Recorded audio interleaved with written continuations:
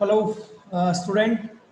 चलिए, तो आज हम लोग चैप्टर 18 हिंदी मीडियम अर्थशास्त्र क्लास 12 एमपी बोर्ड और चैप्टर 18 का फर्स्ट पार्ट, मतलब आज फर्स्ट डे है।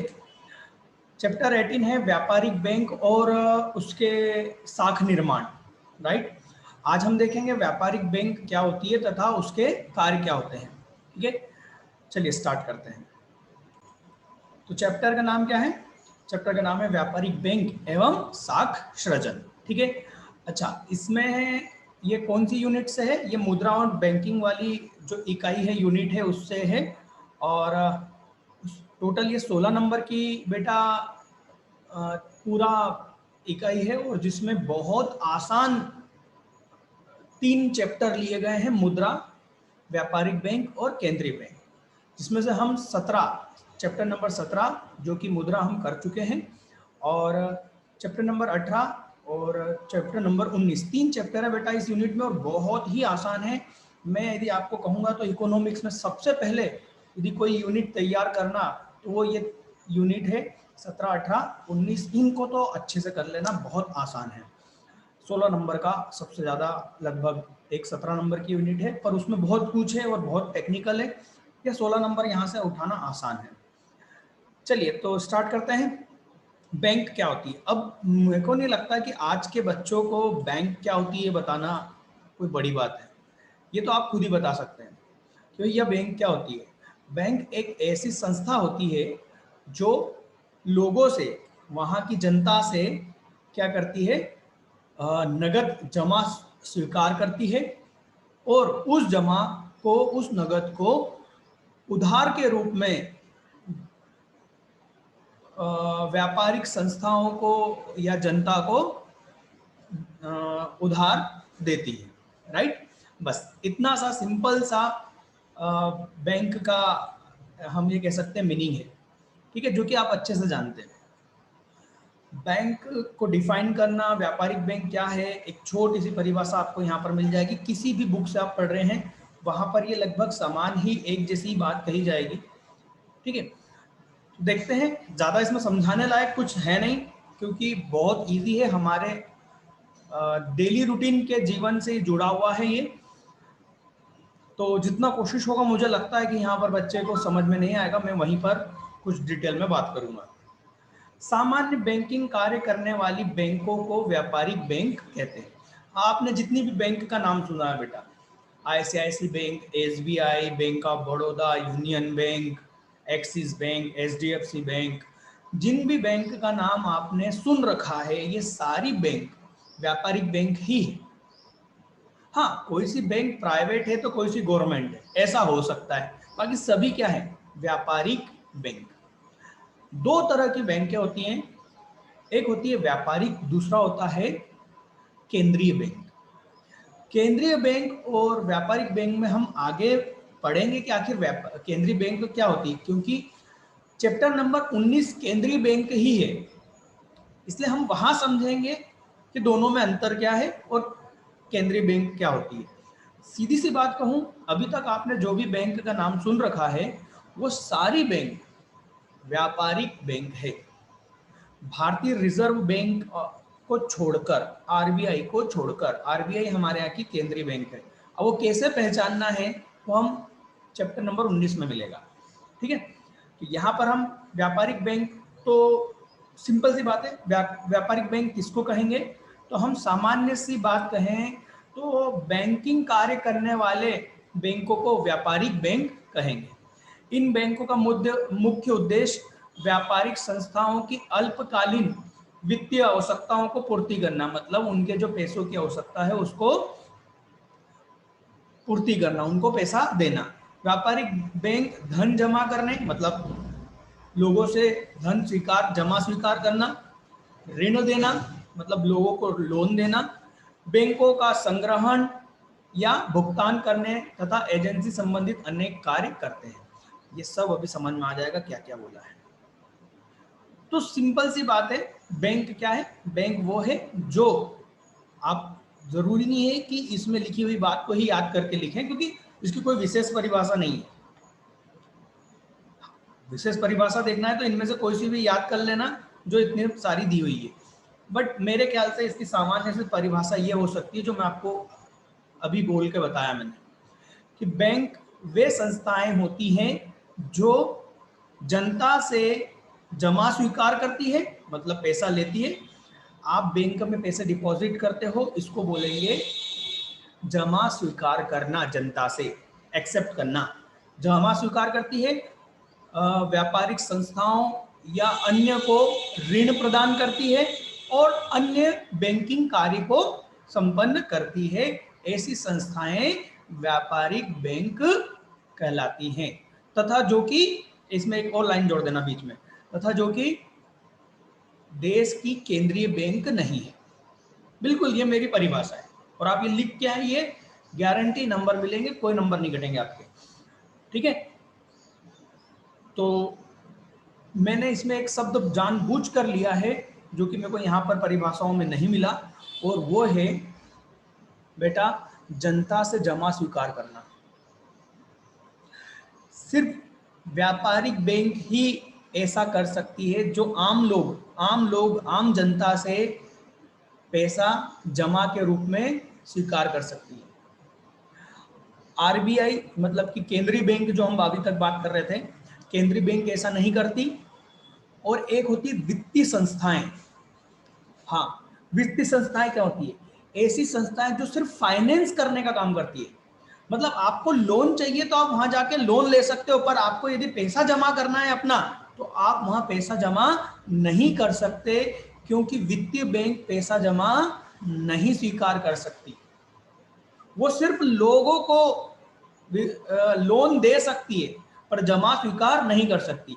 इसी वजह से मैंने इस परिभाषा में, जो व्यापारिक बैंक की जो परिभाषा है, इस परिभाषा में मैंने एक शब्द जोड़ा, और वो ये कि व्यापारिक बैंक आम जनता से जमा स्वीकार करती है और कोई भी ऐसा नहीं कर सकता, ठीक है।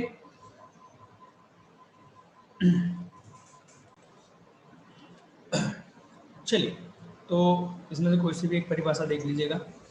अब हम आते हैं, बैंकों के प्रकार में कोई दम नहीं है ना, सिंपल सी चीजें, अनुसूचित बैंक और गैर अनुसूचित बैंक, ठीक है। इसमें आप ये रीड करके देख लीजिएगा, दम नहीं है इसमें।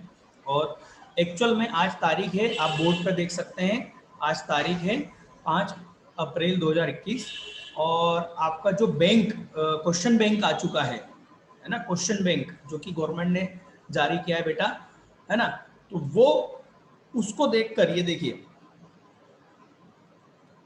है ना, उसमें जो क्वेश्चंस हैं उन्हीं को देखकर मैंने ये आज आगे की जो क्लासेस होंगी उसमें इसी के अकॉर्डिंग होगी, इन क्वेश्चंस के अकॉर्डिंग ही होगी।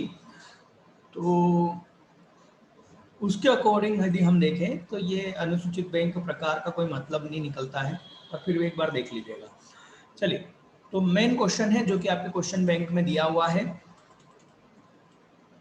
और वो ये है, मैं अब आपको क्वेश्चन बैंक भी दिखाते जाऊंगा ताकि आप लोगों को विश्वास भी हो। क्वेश्चन बैंक में गड़बड़ है थोड़ी सी, कि अति दीर्घ को 3 नंबर कर दिया, है ना, दीर्घ को 4 नंबर कर दिया और लघु को 5 नंबर कर दिया, तो ये उल्टा सीक्वेंस हो जाएगा, 3, ये तो 4 और ये 5 हो जाएगा। तो ये देखिए, व्यापारिक बैंकों के कार्य को विस्तार से लिखिए, 5 नंबर में क्वेश्चन आएगा आपको। और बिल्कुल बच्चों, हम भी जब IMP देते हैं, देखो इस बार तो क्वेश्चन बैंक गवर्नमेंट ने ही दे के IMP आपको दे दिए हैं, है ना। अब कई बच्चे इस पर एक प्रश्न पूछ रहे हैं मेरे से, सर क्या करें, क्या इसी में से आएगा? देखो, सिर्फ इसी में से आएगा, इस क्वेश्चन बैंक में से ही आएगा, ऐसा तो गवर्नमेंट का कोई भी पर्सन, कोई भी कर्मचारी आपको नहीं बोलने के लिए तैयार है। बट मेरा ये मानना है कि लगभग उन्होंने सब कुछ तो दे दिया है। चैप्टर के जितने भी IMP क्वेश्चंस थे लगभग सभी तो दे दिए उन्होंने। आपको याद होगा, मैंने जो चैप्टर नंबर 17, मतलब इसके पहले वाला जो चैप्टर करा मुद्रा वाला, उसमें मैंने मुद्रा के प्रमुख दोषों को ज्यादा महत्व नहीं दिया। मतलब मैंने कहा कि ठीक है बेटा, एक बार पढ़ के देख लेना, इतना खास IMP नहीं है। पर आप जब देख रहे हैं कि गवर्नमेंट ने जो क्वेश्चन बैंक दिया हुआ है उसमें ये क्वेश्चन है। तो मेरा ये मानना है कि लगभग उन्होंने जितनी भी आईएमपी हो सकती थी वो पूरी दे दी, कुछ बचा नहीं है इसमें से। तो हम ये कह सकते हैं कि हाँ 100 नंबर का नहीं तो 80 या 90 नंबर का तो पेपर आ ही जाएगा। एमसीक्यू शायद इसमें से शायद ना बैठे, हो सकता है, पर क्वेश्चन तो लगभग इसमें से ही बैठेंगे। ठीक है, तो हम इसी के अकॉर्डिंग चलेंगे, है ना। आज अब जो आगे हम इस इकोनॉमिक्स में पढ़ेंगे वो इस क्वेश्चन बैंक के अनुसार ही चलेंगे। सर क्या आप अपने आईएमपी दोगे? देखो मैं आपको आईएमपी कुछ इस प्रकार से दूंगा कि सर ये इतने सारे क्वेश्चन हैं, तो आप इतने सारे क्वेश्चन, मुझे मालूम है बच्चा इतने सारे क्वेश्चन नहीं करेगा, या करने जाएंगे, बच्चा करने जाएंगे तो टाइम कम पड़ जाएगा और इतने सारे क्वेश्चन नहीं हो पाएंगे। तो मैं आपको इन्हीं क्वेश्चन में से आपको इस तरीके से आईएमपी दूंगा कि पहले आपको ये क्वेश्चन करने हैं और जिनको आपको याद कर लेना है, मोस्ट आईएमपी। फिर उसके बाद में बी आएगा जो कि क्या होगा कि ठीक है इनको भी आपको याद करना है। इस तरीके से मैं 3 तरह के आपको क्वेश्चन दूंगा, इसी क्वेश्चन बैंक में से छांट कर दूंगा आपको। ठीक है, पर पहले जब तक कि हम इसको पूरा पढ़ ना लें तब तक ये करना मुश्किल है। तो जल्दी जल्दी हम इस सिलेबस को कंप्लीट करते हैं बेटा, फिर हम आईएमपी दे देंगे। ठीक, चलिए तो हम आ जाते हैं अपने टॉपिक पर, व्यापारिक बैंक के कार्य। तो भैया बैंक क्या करती है? बैंक जमा स्वीकार करती है ना। इसको आप सिंपल भाषा में लिख सकते हो, जमा स्वीकार करना। व्यापारिक बैंक का प्रथम कार्य जनता की बचतों को, देखो मैंने अभी समझाया था, जनता जो बचत करती है उसको जमा के रूप में प्राप्त करना, और इसके लिए वो निम्न प्रकार के खाते खोलती है। अभी क्वेश्चन आप देखोगे तो ये बहुत बड़ा है आंसर। 5 नंबर में इतना सारा सर कैसे लिखेंगे? तो 5 नंबर में इतना सारा नहीं लिखना है, आप तो बस याद करके जाओ, आपको जितना याद रह जाए आप लिख के आ जाओ, है ना। क्योंकि 5 नंबर में 2 पेज 3 पेज किताब के नहीं लिखे जा सकते अपने, है ना। तो खास खास चीजें आपको लिखनी रहेगी, ठीक, पर हम समझेंगे सभी। बचत खाता, बचत खाता क्या होता है? आप सामान्य से इसको पढ़ेंगे आपको समझ में आ जाएगा, कुछ भी दम नहीं लगाना इसमें समझने के लिए। देखिए बैंकों ने ऐसे खातों की व्यवस्था विशेष रूप से उन व्यक्तियों के लिए की है जिनकी बचतें थोड़ी होती है, मतलब कम होती है, और उन्हें अपनी जमाओं की बार बार आवश्यकता नहीं होती। मतलब हम एक बार हमारी बचत करते हैं और उसको जमा करके बैंक में रख देते हैं और बार बार हम उसमें से पैसा नहीं निकालते। ठीक है, इस प्रकार के खातों के अंतर्गत खाताधारी रकम तो चाहे जितनी बार जमा कर सकता है, मतलब हम चाहे जितनी बार उसमें पैसा जमा कर सकते हैं, किंतु रुपए निकालने के संबंध में कुछ नियम हैं जिनके अनुसार वर्तमान में खाताधारी 6 माह में 30 बार ही रुपए निकाल सकता है। अब ये आप मत लिखना क्योंकि किताब कब छपी थी और आज का नियम क्या है हम नहीं जानते। वैसे ऐसा है कि एक महीने में आप 4 बार या 5 बार निकाल सकते हैं, ठीक है ना। तो ये उसी के अनुसार हो जाएगा कि 6 महीने में 30 बार, पर वो महीने के हिसाब से हो गया। वो ये 6 महीने का लिखा है, महीने के हिसाब से हो गया। तो सिंपल सी बात है, बचत खाते को समझो, है ना। अच्छा समझना भी जरूरी है क्योंकि इसमें से ही एमसीक्यूज बनेंगे। बचत खाते में आप अपने हिसाब से पैसा जमा कर सकते हो, कई बार जमा कर सकते हो, परंतु निकालने के लिए नियम है, और निकालने का नियम है कि महीने में 4 या 5 बार ही आप पैसा विड्रॉल कर सकते हैं, निकासी कर सकते हैं। ठीक, ऐसा क्यों? ऐसा इसलिए क्योंकि आप अपने पैसों को जमा बचत करने के लिए, बचा के रखने के लिए बैंक में जमा कर रहे हो। तो ऐसा हम यदि बैंक ऐसा नियम लगा देगी कि भैया 4-5 बार से ज्यादा बार यदि निकालोगे तो फिर आपको चार्जेस देना पड़ेगा, तब जाके तो आप अपना पैसा कंट्रोल कर पाओगे, जमा कर पाओगे। ठीक है, इस खाते पर बैंक निश्चित अवधि खाते की तुलना में कम ब्याज प्रदान करती है। इस पर इस खाते में जो भी पैसा होता है उस पर आपको क्या मिलेगा? ब्याज मिलता है। कितना % ब्याज मिलता है? तो ये जो लिखा हुआ है ना निश्चित अवधि खाते, अब ये क्या है, ये अगला पॉइंट है।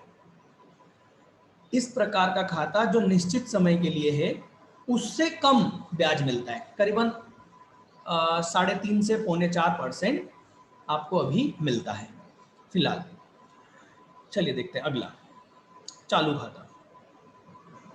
चालू खाता क्या होता है, देखो ये रहा निश्चित अवधि खाता, पहले इसको देख लेते हैं। ठीक है, इस खाते में बैंक द्वारा निश्चित अवधि के लिए धन स्वीकार किया जाता है। अरे आपने एफडी का नाम सुना होगा, फिक्स डिपॉजिट, जिस पर हमको अच्छा ब्याज मिलता है, राइट, उसी को हम बोलते हैं निश्चित अवधि, फिक्स्ड। निश्चित मतलब फिक्स्ड, अवधि मतलब period, fix period account. Clear. तो हम इसमें क्या करते हैं, हम बैंक के पास जाते हैं और बैंक को बोलते हैं कि ये हमारा पैसा है और हम 1 साल के लिए, 6 महीने के लिए, 5 साल के लिए, 10 साल के लिए हम हमारा पैसा आपके पास में जमा करना चाहते हैं। और हम ऐसा इसलिए करना चाहते हैं बेटा क्योंकि हमको मालूम है आप इस पर अच्छा ब्याज दे रहे हो। जो ये बचत खाता है, बचत खाते से ज़्यादा आप इस खाते पर ब्याज देते हो और हमारे पास ये पैसा अभी उपयोग में नहीं है। जैसे मान लीजिए आपके पास में कुछ अच्छा पैसा आ गया है, 50,000, 1 लाख, 10 लाख, और अगले 6 महीने या अगले 1 साल या अगले 2 महीने में आपको उसका उपयोग नहीं है, तो आप क्या करते हो, इस तरीके से निश्चित अवधि खाता में पैसा जमा करवा सकते हो, जिसमें आपको क्या मिलेगा, ज़्यादा ब्याज मिलेगा। ठीक है, इस खाते में बैंकों द्वारा निश्चित अवधि के लिए धन स्वीकार किया जाता है, जिसकी वर्तमान में न्यूनतम अवधि 46 डेज है। मतलब कम से कम इतने दिन के लिए आपको बैंक में पैसा जमा करवाना पड़ेगा, इससे ज्यादा आप जमा करवा सकते हो जितने भी समय के लिए। इस खाते में ब्याज की दर अन्य खातों की अपेक्षा अधिक होती है। इस खाते में रुपया जितने अधिक लंबे समय के लिए जमा करवाया जाता है, ब्याज की दर उतनी ही अधिक होती है। मतलब 6 महीने के लिए आप कभी बैंक में जाना, वहां लिखा होगा सऊदी जमा पर ब्याज, सऊदी जमा पर ब्याज, ऐसा लिखा होगा। तो वहां देखना 6 महीने के लिए 5.5%, 6 से या ऐसे दिन लिखे होंगे, 90 से 180 दिनों के बीच में, 180 दिनों से 365 दिनों के बीच में, 365 से 2 सालों के लिए, ऐसा जैसे जैसे आप लंबा समय देंगे ब्याज की दर क्या होगी, बढ़ी हुई मिलेगी। ठीक है, इन खातों में रुपया जितना अधिक समय तक रखा जाएगा उतना अधिक ब्याज दर होगा। ठीक, यदि जमाकर्ता निश्चित अवधि से पूर्व अपना रुपए वापस लेना चाहता है तो बैंक साधारण दर से ब्याज देकर रुपया वापस कर देता है। अब यहां पर इसको समझना, साधारण दर का मतलब जिस दर से बचत खातों पर ब्याज दिया जाता है उसको साधारण दर कहते हैं। एमसीक्यूज बन सकता है, ध्यान से। साधारण दर किसको कहेंगे, बचत खाते पर, सेविंग अकाउंट्स, बचत खाते पर जो जिस दर से ब्याज दिया जाता है उसको साधारण ब्याज देते हैं, कहते हैं।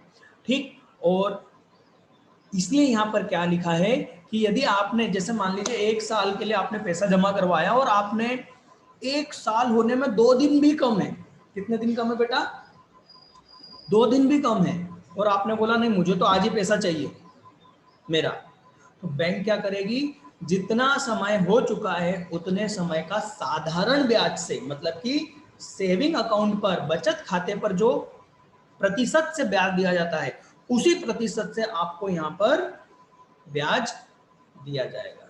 मतलब आपका नुकसान हो जाएगा यदि आपने जितनी निश्चित अवधि के लिए जमा करा है उससे पहले यदि आपने क्या करा, वो पैसा वापस ले लिया।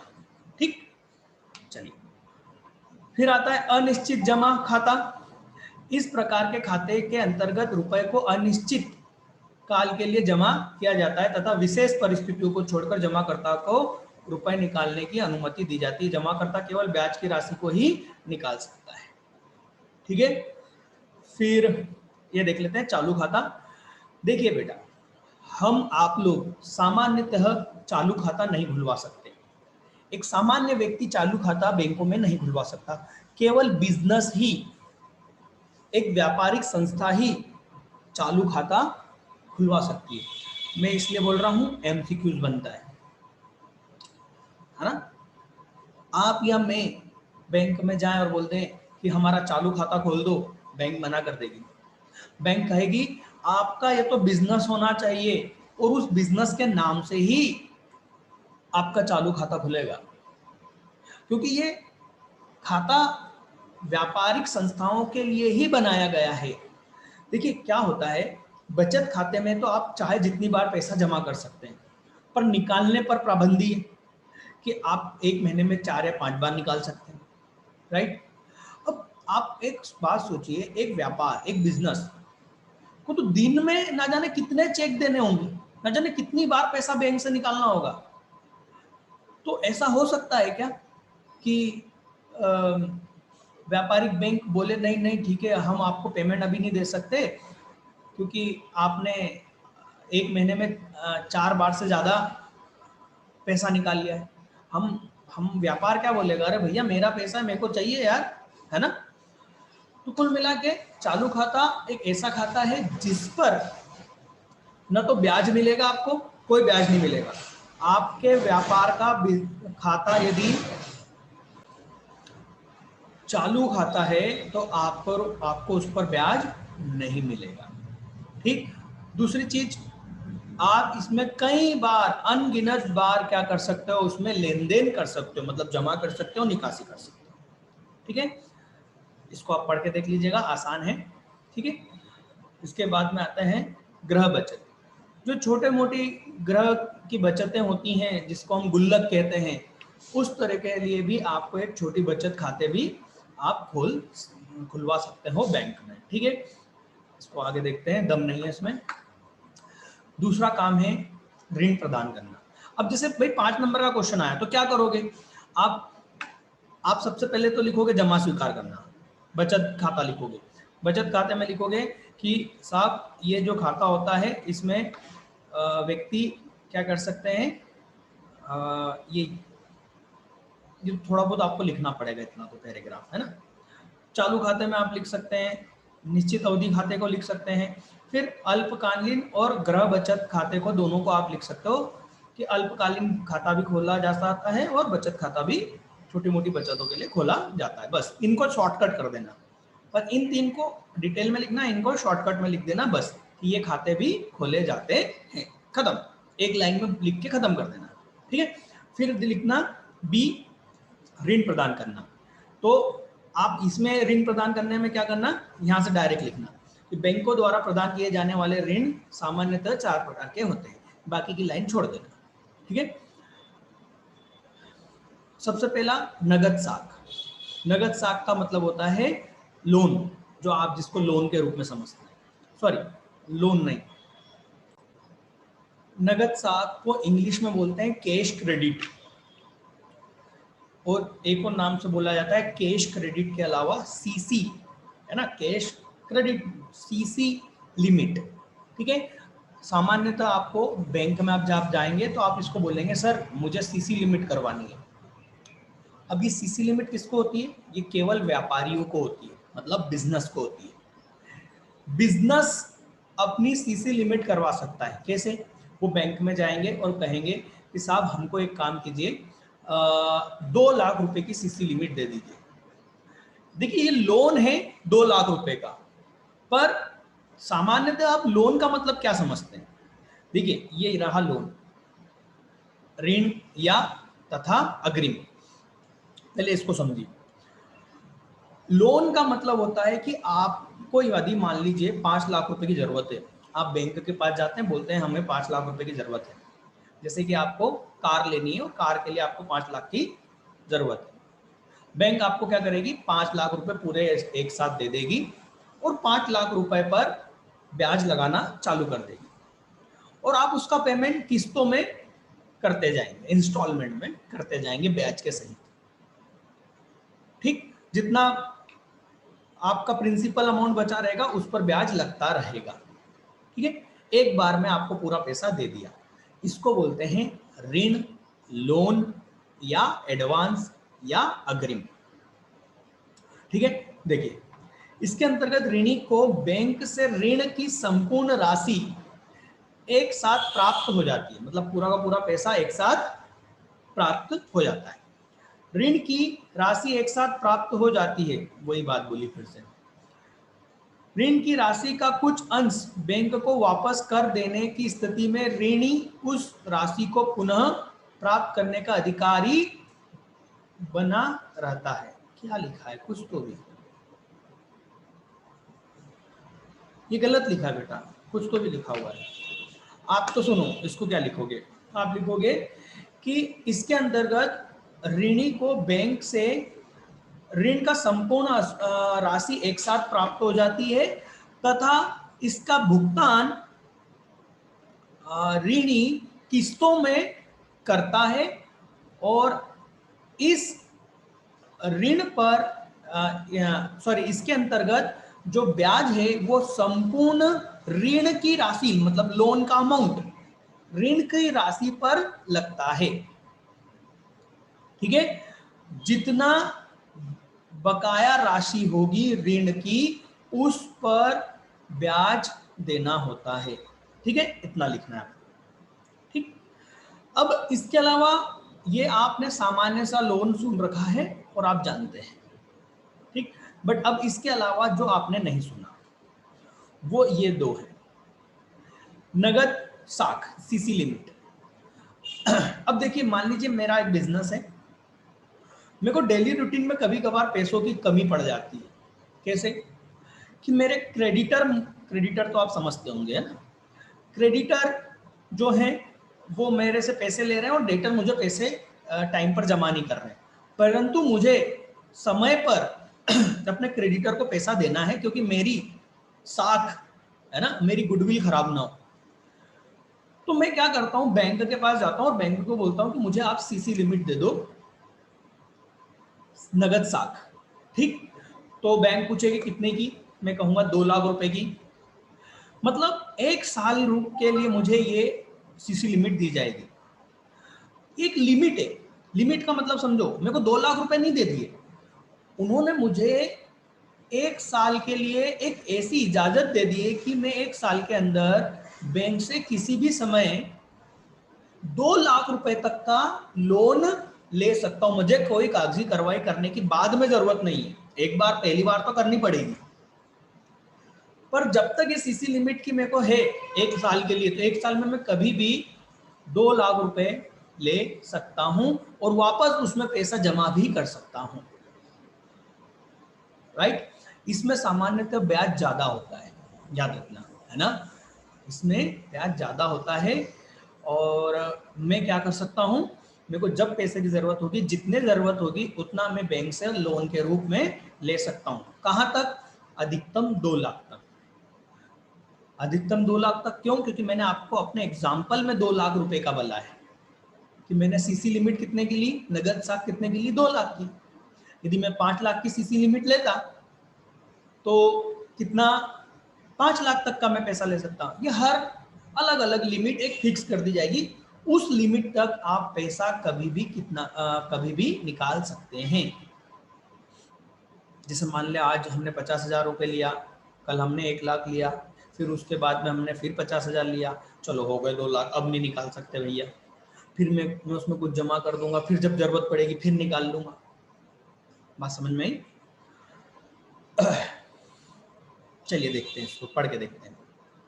नगद साख के अंतर्गत बैंक व्यक्तियों को, ये व्यक्ति नहीं होते हैं ना, याद रखना, व्यापारिक संस्था, आप यहां पर लिखोगे व्यापारिक संस्थाओं को, व्यक्ति को नहीं, क्योंकि सामान्यतः व्यक्ति का मतलब होता है आम जनता, एक इंसान। यहाँ पर प्राकृतिक व्यक्ति को नहीं, कृत्रिम व्यक्ति। आप समझते होंगे कृत्रिम व्यक्ति का मतलब क्या होता है, व्यवसाय को हम कृत्रिम व्यक्ति बोलते हैं। ठीक है, कोई एक निश्चित सीमा तक ऋण लेने का अधिकार प्रदान करता है। ऋण की संपूर्ण राशि ऋणी को नगद के रूप में न देकर ऋणी के खाते में जमा करवा दी जाती है और ऋणी को उसकी आवश्यकता अनुसार धन निकालने का अधिकार दे दिया जाता है। बैंक साधारणतः ऋण की संपूर्ण राशि पर ही ब्याज वसूल करते हैं, लेकिन कुछ बैंक प्रयोग न की गई राशि पर ब्याज की छूट भी प्रदान करते हैं। ठीक, अब आता है अधिविकर्ष, जिसको हम बोलते हैं ओवरड्राफ्ट। 11th में अकाउंट यदि आपने पढ़ा होगा तो आपको ये मालूम होगा कि अधिविकर्ष क्या होता है, पर मेरे को मालूम है बहुत से बच्चे ऐसे हैं जिन्होंने 11th ढंग से नहीं पढ़ा है, इसलिए मैं यहाँ पर समझाऊंगा। ठीक है ना बेटा, ये भी खाता सिर्फ, ये भी एक प्रकार का लोन है जो कि सिर्फ और सिर्फ व्यापारिक संस्थाओं को ही खोलने का इसमें परमिशन है। मतलब आम जनता इस प्रकार का लोन नहीं ले सकती। व्यापारिक संस्था के केवल ये जो नगद साख और अधिविकर्ष ये जो होते हैं, और ये तीसरा विनिमय बिलों की कटौती, ये 3 प्रकार के लोन सिर्फ व्यापारिक संस्थाएं ही, बिजनेस ही ले सकता है। आम जनता इस प्रकार का लोन नहीं ले सकती। आम जनता सिर्फ ये जो तीसरा पॉइंट जो हमने पढ़ा था, केवल इसी प्रकार का लोन ले सकती है। ठीक, जो कि इस किताब में नहीं लिखा गया है, वो बातें मैं आपको बता रहा हूं। ठीक है, अब क्या होता है कि नगद साख में एक दिक्कत है बेटा। नगद साख में क्या होता है, ये जो नगद साख हमने पहला पॉइंट पढ़ा ना हमने, इसमें दिक्कत क्या है कि यदि मैंने 2 लाख की लिमिट ली तो मुझ पर 2 लाख रुपए का क्या लगेगा, ब्याज लग जाएगा। अब चाहे मैं उसका उपयोग करूं या ना करूं। ठीक, जो कि अच्छी बात नहीं है, मेरे ख्याल से सही डिसीजन नहीं है। तो उसके बजाय मैं जाता हूं अधिविकर्ष पे। मैं बैंक को कहूंगा कि मेरा जो चालू खाता है ना, ये देखो हमने पढ़ा था ये चालू खाता है ना, मैं कहूंगा कि जो मेरा चालू खाता है ना, उस खाते में साहब आप हमको अधिविकर्ष की सुविधा दे दो उसी खाते में। ध्यान से समझना, नगद साख के लिए एक नया अकाउंट खुलवाना पड़ेगा। आपका चालू खाता अलग है, नगद साख अलग है। जबकि अधिविकर्ष आपको चालू खाते में एक सुविधा के रूप में प्राप्त होता है। मतलब मैं बैंक को कहूंगा कि साहब आप मेरे चालू खाते में ही मेरे को अधिविकर्ष की सुविधा दे दो, और इस सुविधा का मतलब ये होगा कि मान लो मेरे को 2 लाख रुपए की कभी भी जरूरत पड़ सकती है, तो मैं बैंक को कहूंगा मेरे को अधिविकर्ष, अधिविकर्ष का मतलब ज्यादा निकाल लेना। तो मेरा जो व्यापार चालू खाता होगा, उस खाते में मान लो मेरे पास में 50,000 जमा है, और मैं बैंक से सुविधा प्राप्त कर लेता हूं कि मुझे अधिविकर्ष की 2 लाख की सुविधा दीजिए। मतलब बेटा ये हो गया कि 50,000 तो मेरे जमा है बैंक में, ठीक है, चालू खाते में, और 2 लाख की मेरे पास में कौन सी सुविधा है, अधिविकर्ष की। तो मैं किसी भी समय बैंक से 2.5 लाख रुपए, मतलब 2 लाख रुपए, 2,50,000 रुपए निकाल सकता हूं। 50,000 तो वो जो कि मेरे हैं, दूसरे जो 2 लाख की मैंने क्या लिए, अधिविकर्ष। मुझे ब्याज किस पर लगेगा, 2 लाख रुपए पर लगेगा। ठीक है सर, आपको मान लीजिए 2 लाख की आपने परमिशन ले ली, ठीक है बेटा, और आपको केवल 50,000 ही निकालने थे, मतलब 1 लाख ही निकालने थे। 50,000 तो आपके, दूसरे 50,000 और आपने निकाले, तब क्या होगा, तो केवल मेरे को 50,000 पर जो मैंने ज्यादा निकाला है उसी राशि पर केवल मेरे को ब्याज लगेगा। अच्छा, एक और चीज, मैं आज 2 लाख रुपए निकाल लूं बैंक से और कल वापस उसमें पैसे जमा कर दूंगा, तो मुझे ब्याज कितने दिन का लगेगा, केवल 1 दिन का। जबकि समझना, नगद साख में आपको जितने समय के लिए आपने साख ली है उतने समय का ब्याज लगेगा। बहुत अंतर है बेटा, समझो। अधिविकर्ष में सिर्फ उतने दिन का जितने समय आपने ज्यादा निकाल रखा है। आपने आज पैसा ज्यादा निकाला, कल पैसा वापस डाल दिया, 1 दिन का ब्याज लगेगा।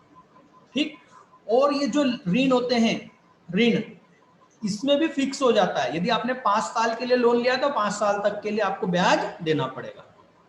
तो सबसे बेस्ट कौन सा हुआ, अधिविकर्ष, है ना। पर ये सबको सुविधाएं नहीं मिलती है। ये अच्छे व्यापारिक संस्था मतलब अच्छे बिजनेस को ही ये सुविधा मिलती है, जिनका कभी चेक बाउंस नहीं होता है, सब कुछ अच्छा चल रहा है, उन्हीं को ये सुविधा मिलती है। ठीक है, चलिए इसको पढ़ के देख लेते हैं।